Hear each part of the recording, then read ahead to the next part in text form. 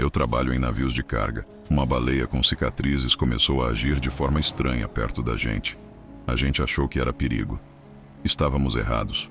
Muito, muito errados. Mano, eu trampo em navio cargueiro, daqueles que fazem viagens longas, sabe? Atravessando o oceano vazio. Geralmente é muito monótono, aquele azul infinito, o ronco dos motores, a rotina. Mas essa última foi diferente. Começou uns 10 dias depois que a gente saiu do porto, em algum lugar do Pacífico. Eu tava de plantão, só eu, as estrelas e o barulho da proa cortando a água. Foi aí que eu vi a parada.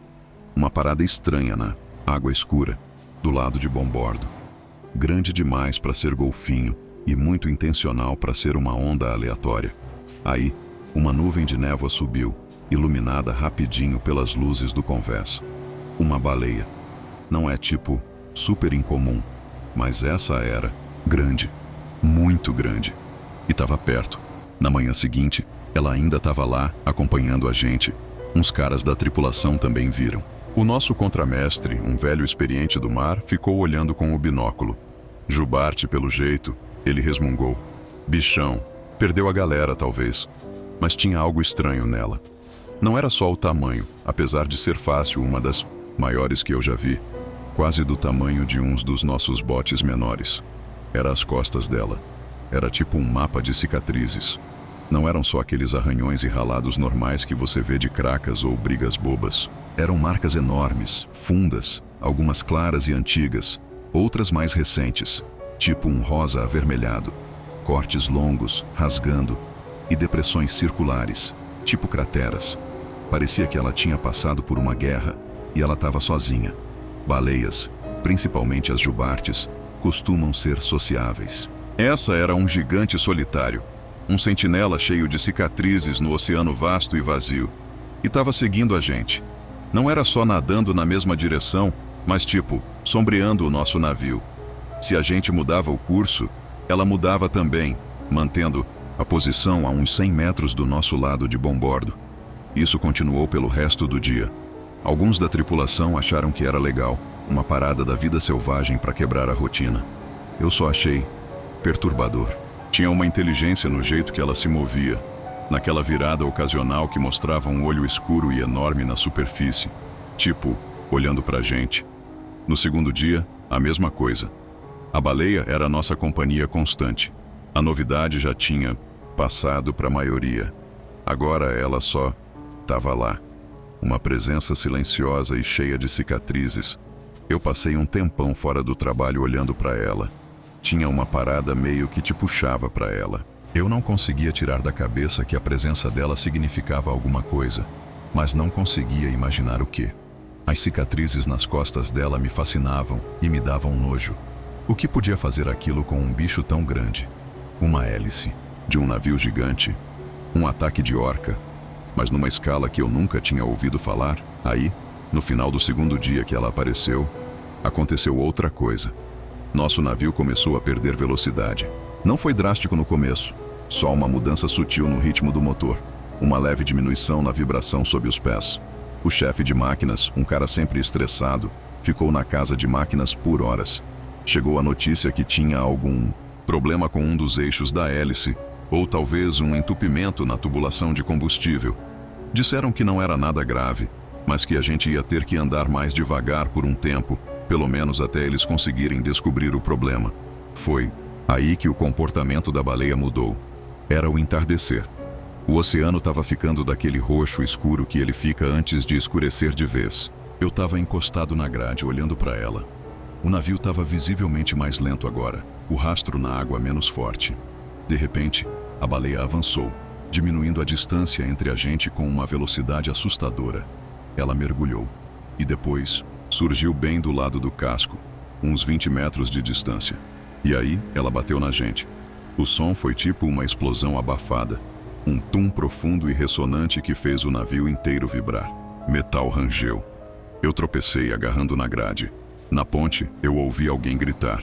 A baleia surgiu de novo, com as costas cheias de cicatrizes brilhando, e aí, com uma batida intencional e forte da cauda, ela bateu o corpo enorme no nosso casco. De novo, tum! Dessa vez os alarmes começaram a tocar. Que porra é essa? Alguém gritou do convés de baixo.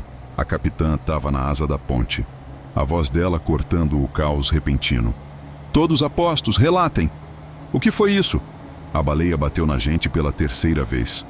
Isso não era um toque curioso. Era um ataque. Ela estava batendo na gente. Os impactos eram fortes o suficiente para fazer você pensar que podia furar o casco se pegasse num ponto fraco. O pânico começou a tomar conta. Uma criatura daquele tamanho, ativamente hostil. A gente era um navio de aço, claro. Mas o oceano é um lugar grande. E ali, você está muito por sua conta. Uns caras, principalmente os marinheiros, pegaram ganchos e as ferramentas pesadas que encontraram, correndo para o lado, gritando, tentando assustar ela. O contramestre apareceu com uma pistola de sinalizador, atirando uma estrela vermelha brilhante sobre a cabeça dela. A baleia só ignorou, se preparando para outra investida. Peguem os fuzis. Alguém gritou. Acho que foi o segundo oficial. Precisamos afastar ela. Eu senti um nó frio no estômago. Atirar nela, numa baleia, parecia monstruosamente errado. Mas ela também estava batendo num navio de aço de várias toneladas. E isso era simplesmente insano. Podia nos deixar fora de combate. Ou pior, se machucar fatalmente no nosso casco. Antes que alguém pudesse dar um tiro certeiro, quando um grupo de tripulantes se reuniu com os fuzis no convés, a baleia mergulhou, de repente, fundo. Desapareceu na água escura como se nunca tivesse estado ali. A suposição imediata foi que a demonstração de força, os homens enfileirados na grade, tinha assustado ela. Esperamos tensos por uns 5 minutos. Nada. O navio continuou sua lenta e trabalhosa jornada pela água. A capitã ordenou uma avaliação dos danos. Milagrosamente, além de um pouco de tinta raspada e algumas chapas amassadas acima da linha d'água, nosso navio parecia estar bem. Mas o clima estava tenso. E se ela voltasse? Por que uma baleia faria isso? Raiva? Alguma doença estranha? A lentidão. O marinheiro veterano disse com a voz baixa, enquanto estava ao meu lado mais tarde, olhando para a água escura. Os animais sentem a fraqueza. O navio está ferido, andando devagar. Talvez ela ache que a gente é presa fácil ou que está morrendo. Presa? Eu perguntei. É uma baleia de barbatanas, né? Ela come krill. O marinheiro veterano só deu de ombros com o rosto enrugado e legível nas luzes fracas do convés. A natureza é uma coisa estranha, cara. Aqui fora, tudo é possível. Os problemas no motor persistiram. A gente estava fazendo talvez metade da nossa velocidade. Normal. Cada rangido do navio, cada batida incomum de uma onda no casco, nos fazia pular. A baleia não reapareceu pelo resto da noite. Ou pelo menos foi o que a gente pensou. Meu plantão chegou de novo no meio da noite. Às horas entre 2 e 4 da manhã. O convés estava quase deserto. O mar estava calmo, um espelho negro sob um céu salpicado de estrelas. Eu estava tentando ficar alerta, olhando para a água, com os nervos ainda à flor da pele. E aí, eu vi uma ondulação fraca, depois o brilho de uma costa molhada. Bem mais perto dessa vez. Era a baleia. Ela tinha voltado, mas só quando o convés estava quieto, quando eu estava, para todos os efeitos, sozinho. Meu coração martelou. Eu peguei o rádio, pronto para avisar. Mas aí ela fez uma coisa que me fez hesitar. Ela não atacou. Ela só nadou paralela a gente, bem perto, com o corpo enorme como uma sombra escura na água. Ela soltou um gemido longo e baixo, um som que parecia vibrar nos meus ossos mais do que eu ouvia com meus ouvidos. Era um som incrivelmente triste, quase doloroso. Aí, ela devagar, intencionalmente, encostou no casco. Não foi uma batida, não foi um ataque. Foi um toque. Como um gato colossal esfregando na sua perna. Tum! Depois outro. Tum! Foi a coisa mais estranha. Ela estava olhando para mim, eu juro. Um olho enorme e escuro, visível quando ela virava um pouco. Parecia, sei lá, desesperada. Ela continuou encostando no navio, sempre do lado de bombordo onde eu estava, sempre esses impactos estranhos, quase suaves. Eu não avisei. Eu só fiquei olhando. Essa não era a criatura agressiva de antes. Era outra coisa. Ela continuou assim por quase 1 hora. No momento em que eu vi outro membro da tripulação, um engenheiro com cara de sono a caminho da cozinha, aparecer no convés mais a ré, a baleia afundou silenciosamente sob as ondas e sumiu. Era como se ela só quisesse que eu visse. que testemunhasse esse comportamento bizarro e implorante. Na manhã seguinte, os engenheiros ainda estavam lutando com os motores. A gente ainda estava lento. E a baleia continuou com seu padrão estranho. Durante o dia, se tivesse gente no convés, ela ficava longe. Ou se chegasse perto e os homens corressem para as grades com gritos ou armas, ela mergulhava e desaparecia. Mas se eu estivesse sozinho no convés, ou se fosse só eu e talvez mais uma pessoa que não estivesse prestando atenção na água, ela chegava perto, começava a encostar. Não forte, não danificando, mas persistente. Tum, tum, tum. Era assustador. Parecia que ela estava tentando se comunicar.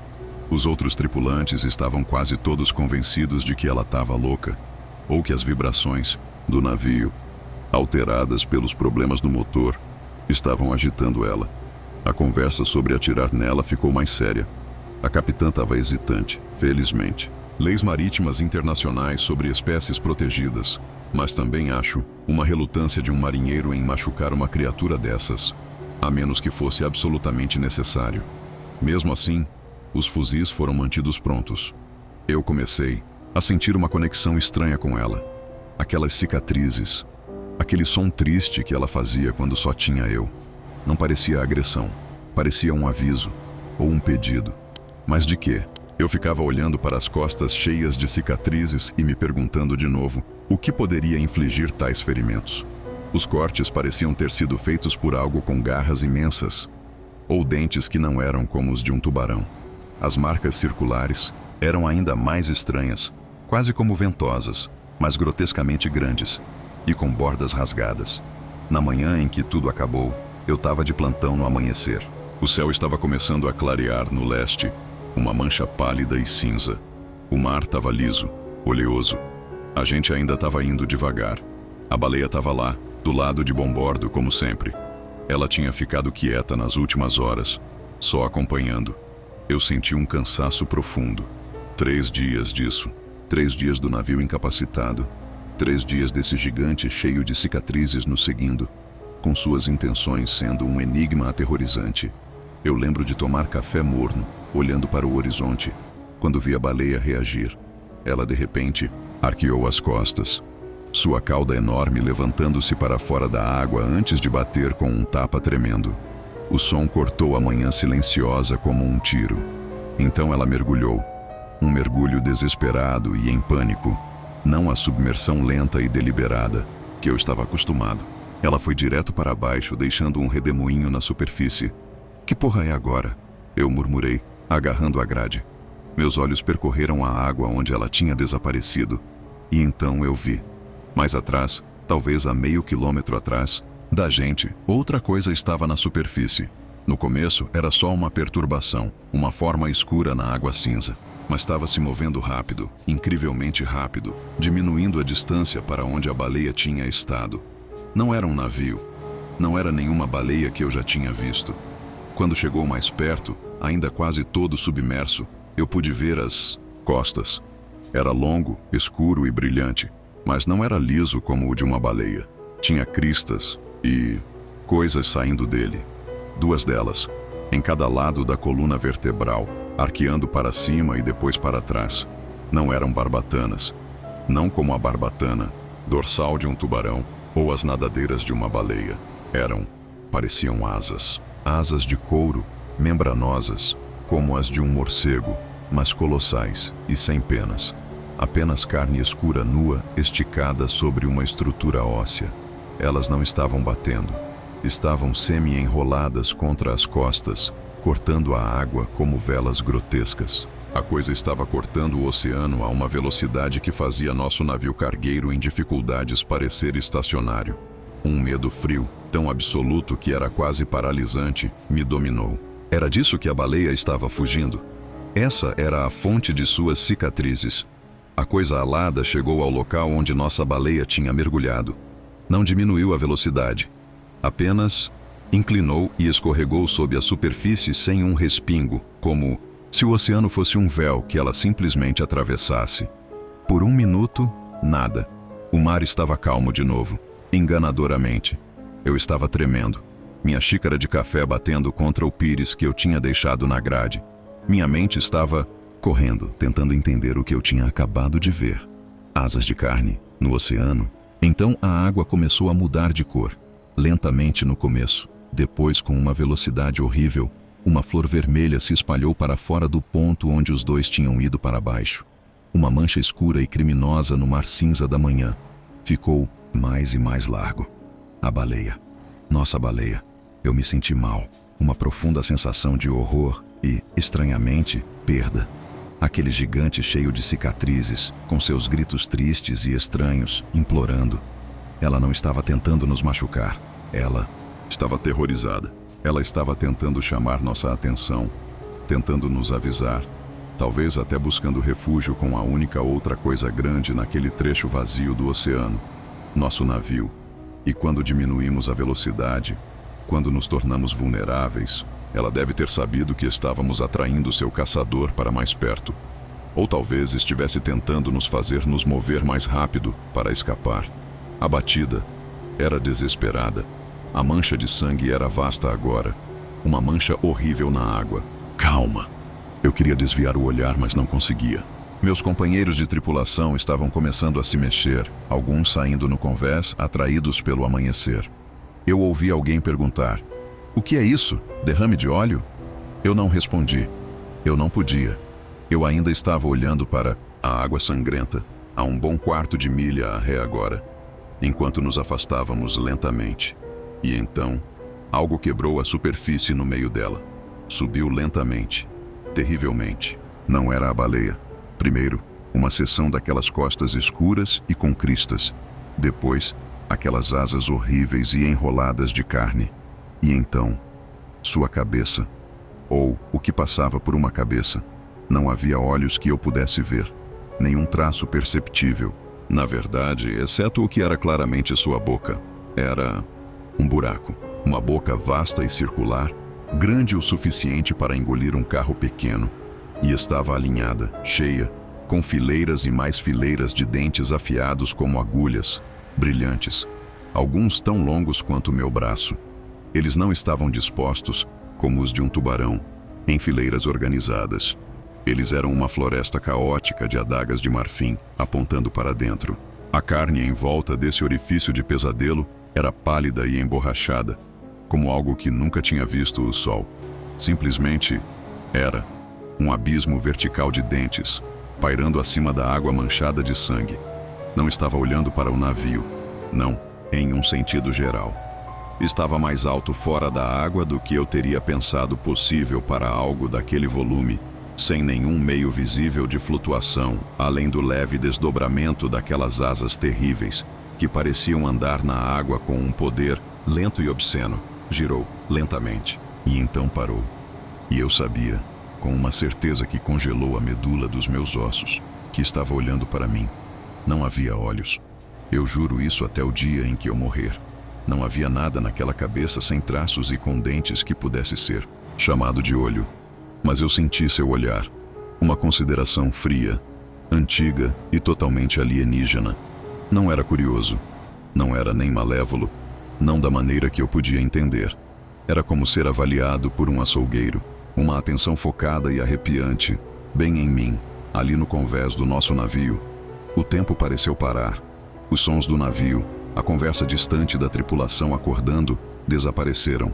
Era só eu e aquela coisa, olhando um para o outro através de uma crescente extensão de água sangrenta.